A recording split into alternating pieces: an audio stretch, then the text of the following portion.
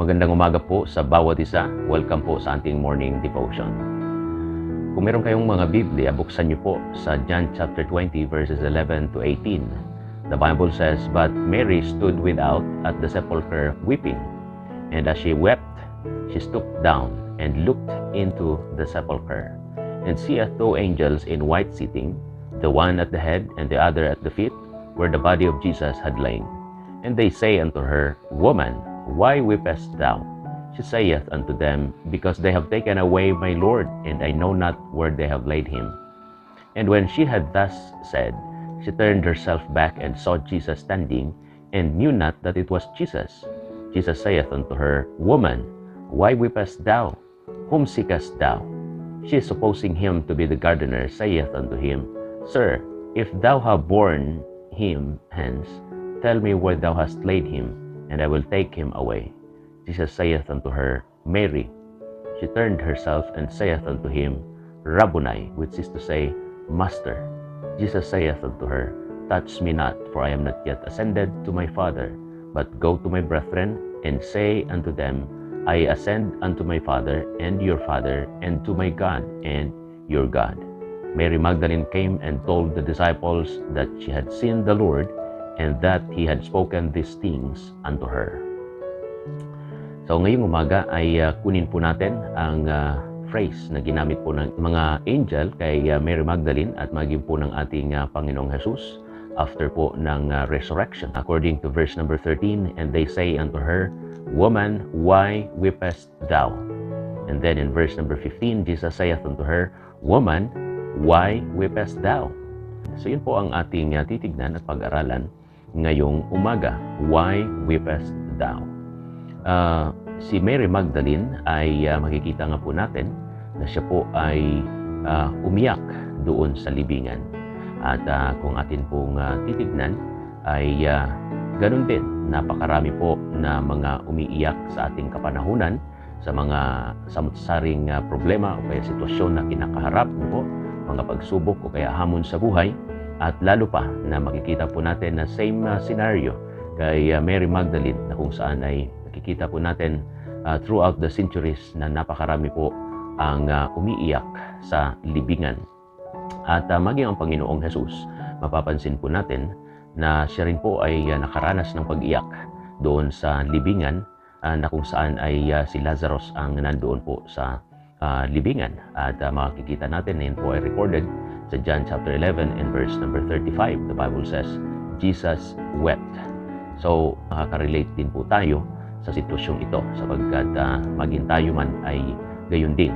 Marahil nakakaranas tayo ng pag-iyak sa libingan. Subalit, dito si Mary, she was crying at an empty grave.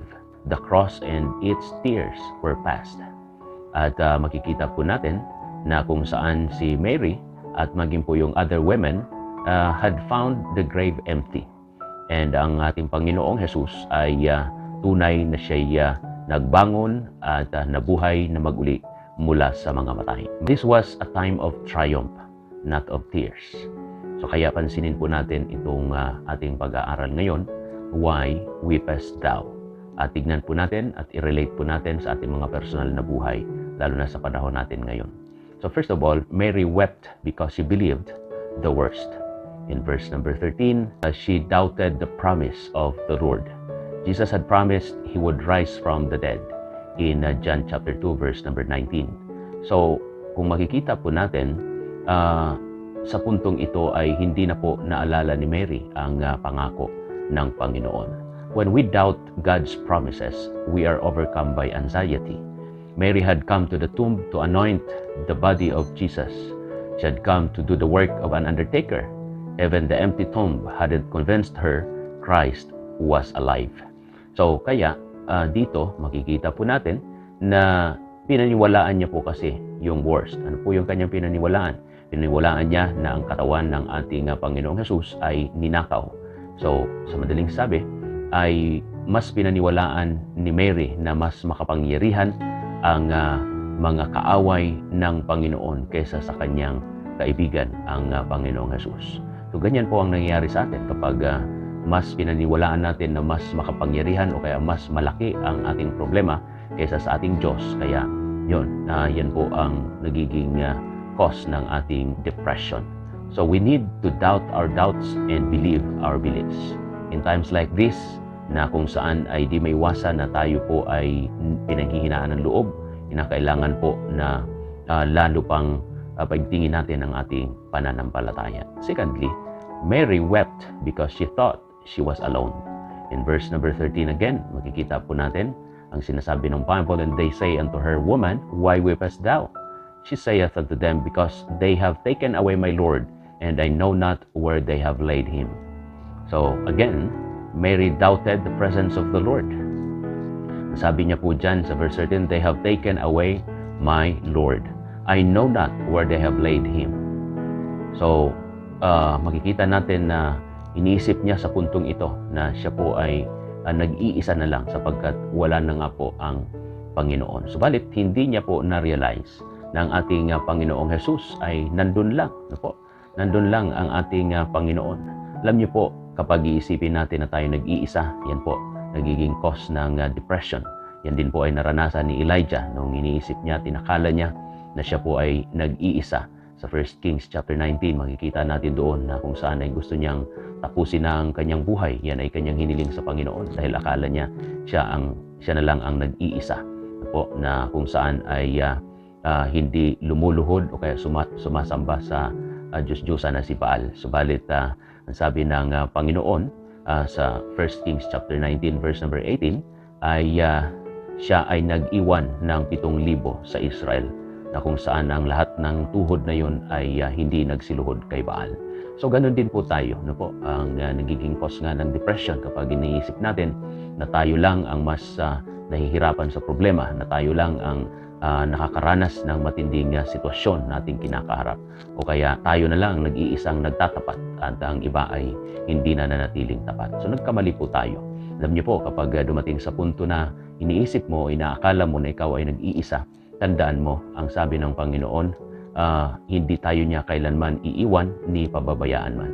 Yan po ang kanyang promise sa Hebrews chapter 13 verse number 5, and then in Matthew 28 verse 18 to 20 ay makikita po natin ang promise ng Panginoon doon, na kung saan ay hindi niya tayo iiwan hanggang sa kaduluduluhan ng mundo. So kaya manatili po tayo sa Panginoon, magtapat po tayo. And then lastly, Mary wept because she thought her life was over. Nakakala niya at iniisip niya na tapos na ang kanyang buhay. So siguro sa panahon ngayon na meron din tayong COVID na kinakaharap, ganun din ang ating iniisip. Inaakala po natin na wala ng purpose ang buhay natin dahil sa matinding mga problema. Pero tandaan po natin, habang tayo ay humihinga pa, habang tayo ay nabubuhay pa, may layunin pa ang Panginoon at mayroon pang gustong gawin ang Diyos sa ating mga buhay. Kaya tuloy lang ang laban, patuloy lang na magtiwala sa Panginoon. Ano man ang mangyari, ang Panginoon ay nandyan palagi. At tiyak, papawiin ng Panginoon ang ating mga pangamba at takot, at ang ating mga sitwasyon ay iigi din basta't patuloy lang na tayo magtiwala sa Panginoon. So kaya ang ating Panginoon ay nandyan palagi. At yung pamumuhay natin na kung saan ay sang-ayon sa kanyang kalooban, yun po ang nais ng Panginoon.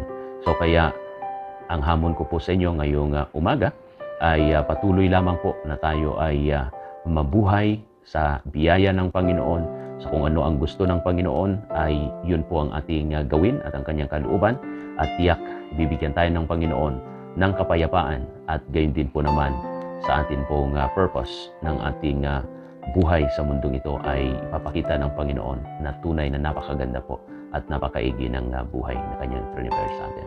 Alright, so sa atin pong pangwakas, tayo po ay manalangin. Dakilang Diyos sa mga banal, purihin ka Panginoon sa umagang ito. Tulungan mo ang bawat isa na kung saan ay nagulumihanan dahil sa sitwasyong kinakaharap, lalo na po Panginoon sa panahon ngayon ng pandemya at maraming mga pagsubok at problema kinakaharap kami. Tulungan kami Panginoon na patuloy na magtiwala sa iyo at manalig sa iyo na ikaw ay mas higit na makapangyarihan kaysa sa anumang sitwasyong aming kinakaharap, at tulungan kami laging sumampalataya sa iyo na kailanman ay hindi mo kami iiwan at hindi kami nag-iisa, at patuloy Panginoon na ikaw ay gumagawa na mayroong kabutihan sa aming mga buhay, at ang lahat ng iyong ginagawa kahit mahirap, tunay Panginoon mayroon ka pong purpose sapagkat mahal mo kami. Kaya salamat po, pagpalain mo ang bawat isa, ingatan mo po kami sa araw na ito sapagkat ang lahat ng ito ay dalangin sa tanging pangalan ng Panginoon Jesus. Amen at Amen.